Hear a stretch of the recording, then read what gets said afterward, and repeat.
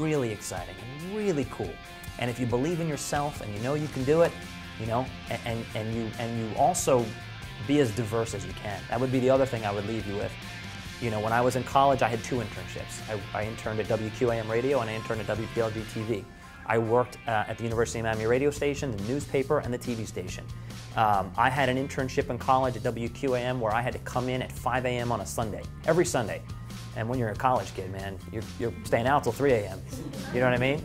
So that was brutal, but I did it. And it's funny because I love sports and WQAM was sports, but 4 hours on Sunday morning, it was like paid programming. So it was like I was there the only 4 hours that it wasn't sports, and I'm like just board hopping, pushing buttons for like a church show and a temple show and like a talk show about local affairs, and I'm half asleep and I'm just like hating my life, but I did it and I'm glad I did it. So 2 things, don't take no for an answer and be as well-rounded as you can. You know, live to me, you gotta be on your game. And look, that means if you're running teleprompter, if you're running a camera, if you're directing, if you're hosting, whatever, because it's live. I mean, once you've said it, it's been said, you know? So the idea of doing 4 hours a day of live TV, I mean, that's a big deal, you know? And I did it 5 days a week for 3 years, 2.5 years or whatever, and I feel like now I could do anything. It was really neat.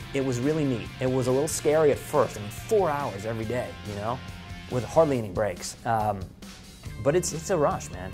It's a rush when, like, you know, there's so much that goes into live TV, like you're interviewing somebody, and I always enjoy this stuff. You're interviewing someone and a light breaks over here, or the teleprompter goes out, or someone drops a cue card, or someone's fixing your microphone off camera, bending down while you're talking, you know? And you as the viewer don't see any of this stuff. Like a lot of times if you guys watch any live thing, anything, you have no idea like the disasters that are happening all around. I mean, lights will literally fall. Microphones will drop out. People will fall down. It's crazy. If you want to be behind the scenes, then learn how to direct, learn how to do audio, learn how to run prompter. If you want to be on camera, learn how to write, learn how to edit and shoot. If you guys end up going to a small market, guess what?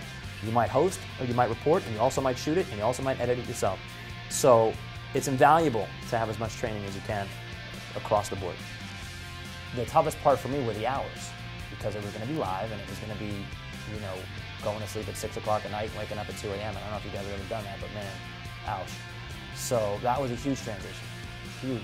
And then it became, we got a lot of momentum behind us, and it just, you know, it took off really well. Ultimately, it didn't last. Station was bankrupt.